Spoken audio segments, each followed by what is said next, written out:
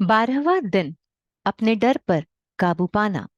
आज आप अपने ऊपर डर के नियंत्रण को नाकाम करना सीखेंगे और विश्वास करना सीखेंगे कि जीवन आपकी देखभाल कर रहा है। अपने आईने में देखें, एक गहरी सांस लें और उस खूबसूरत व्यक्ति की ओर एक चुंबन उछालें जो आपकी ओर देख रहा है। आप दिन पर दिन और मजबूत होते जा रहे हैं।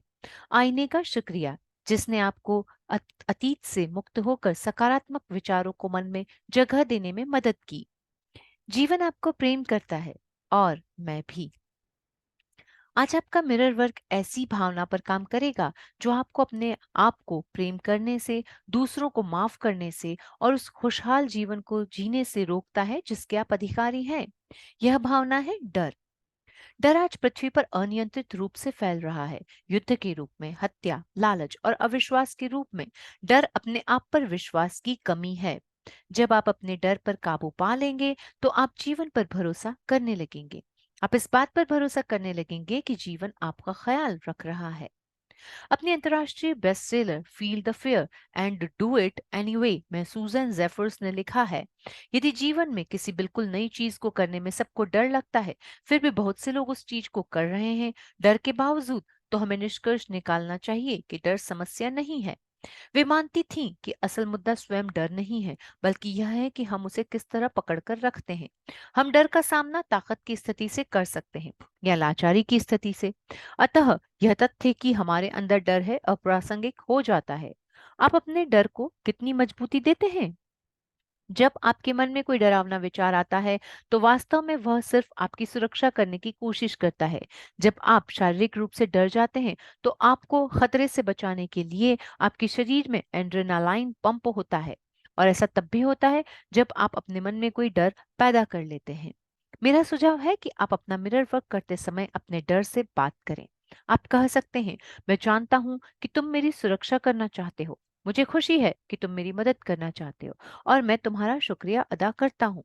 इस बात को स्वीकार करें कि आपकी भयभीत सोच आपका ख्याल रखना चाहती है। अपने डर को ध्यान से देखने और मिरर वर्क के दौरान उसे संबोधित करने से आप इस बात को समझने लगेंगे कि आप स्वयं आपका डर नहीं है। अपने डरों के बारे में उस तरह से सोचें जैसे आप एक फिल्म की स्क्रीन पर छवियां देखते हैं। जो चीजें आप स्क्रीन पर देख रहे होते हैं वे वास्तव में वहां नहीं होती। वे चलती फिरती तस्वीरें सिर्फ सेलुलाइट के फ्रेम होती हैं जो एक फ्लैश में चली जाती हैं।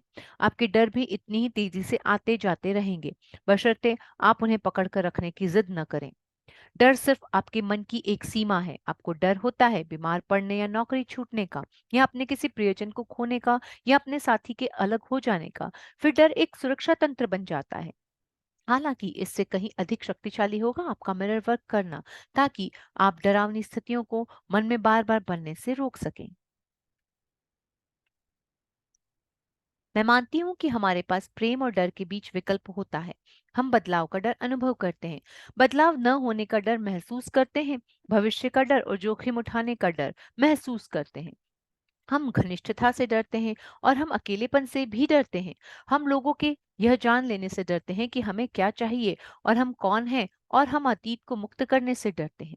लेकिन मन एक साथ दो परस्पर विरोधी विचारों को पकड़कर नहीं रख सकता। और डर के स्पेक्ट्रम के दूसरे छोर पर प्रेम होता है। प्रेम वह चमत्कारी कार्य करता है जिसकी हम सबको तलाश है। जब आप स्वयं को प्रेम करते हैं तो आप स्वयं का ख्याल रख सकते हैं। जब आपको डर लगे तो स्वयं को आप याद दिलाएं कि इसका मतलब है आप स्वयं को प्रेम नहीं करते और आपको स्वयं पर भरोसा नहीं है। यह धारणा कि आप किसी काम के नहीं हैं अक्सर आपके डर की जड़ में होती है। लेकिन जब आप स्वयं को पूर्ण रूप से प्रेम और पसंद करने लगेंगे तो अपने डर पर काबू पाने लगेंगे। वह सब करें जो आप अपने दिल, अपने शरीर और अपने मन को मजबूत करने के लिए कर सकते हैं। अपने आईने और अपने अंदर की ताकत की ओर देखें। आइए अफर्म करें, सब कुछ ठीक है। मेरी सर्वोच्च भलाई के लिए सब कुछ काम कर रहा है। मैं सुरक्षित हूँ। प्रेम मेरी ताकत है। सिर्फ प्रेम ही सत्य है। आपका 12वें दिन का मिरर वर्क अभ्यास। एक, वह कौन सा सबसे बड़ा डर है जो आप इस समय अनुभव कर रहे हैं? उसे एक पोस्ट इट नोट पर लिखकर अपने आईने के बाईं ओर चिपका दें। इस डर को स्वीकार करें और उसे कहें, मैं जानता हूँ तुम मेरी सुरक्षा करना चाहते हो। मैं खुश हूँ तुम मेरी मदद करना चाहते हो। शुक्रिया। अब मैं तुम्हें जाने दे रहा हूँ, मैं तुम्हें मुक्त कर रहा हूँ और मैं सुरक्षित हूँ। फिर वो स्टिकी नोट निकालें, उसे फाड़ दें या तो कूड़ेदान में डाल दें या टॉयलेट में फ्लश कर दें। आप जैसे चाहें उस डर से छुटकारा पाएं, चाहे जैसा भी हो डर से छुटकारा पाएं।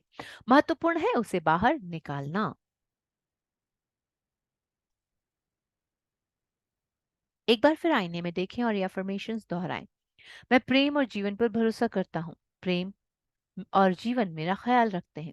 मैं उस शक्ति के साथ एकाकार हूँ जिसने मुझे बनाया है। मेरी दुनिया में सब कुछ ठीक है। अब 3 आईने में देखें और अपनी सांसों पर ध्यान दें। जब हम डरे होते हैं तो अक्सर हमारी अपनी सांस रोक लेते हैं। यदि आप भयभीत महसूस कर रहे हैं तो पूरी चेतना में सांस लें। कुछ गहरी सांस लें। सांस लेने से आपके अंदर की वह जगह खुल जाती है जो आपकी शक्ति है। सांस लेने से आपकी रीढ़ की हड्डी सीधी हो जाती है, आपके फेफड़े खुल जाते हैं और आपके कोमल दिल को बढ़ने की जगह मिलती है। 4, स्वाभाविक रूप से सांस लेते रहें और अपनी सांसों पर ध्यान देते रहें। ऐसा करते हुए ये अफर्मेशंस दोहराएं। मैं तुमको प्यार करता हूँ। नाम, मैं सच में तुमको प्यार करता हूँ। मैं जीवन पर भरोसा करता हूँ। जीवन मुझे वह सब कुछ देता है जिसकी मुझे जरूरत होती है। डरने की कोई बात नहीं है, मैं सुरक्षित हूँ। सब ठीक है। शक्ति आपके अंदर है। 12वें दिन का आपका दैनिक अभ्यास। 1, निम्नलिखित शीर्षकों के नीचे अपने सबसे बड़े डर लिखें।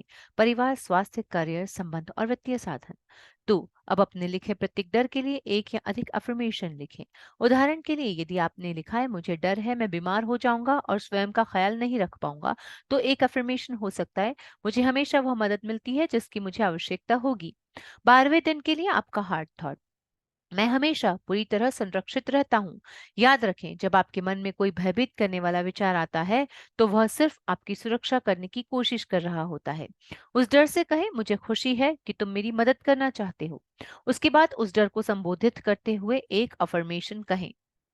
डर को स्वीकार करें और शुक्रिया कहें, लेकिन उसे मजबूती या महत्व न दें। आपके 12वें दिन का मेडिटेशन, मेडिटेशन को आप YouTube लिंक के द्वारा संपूर्ण करें। धन्यवाद।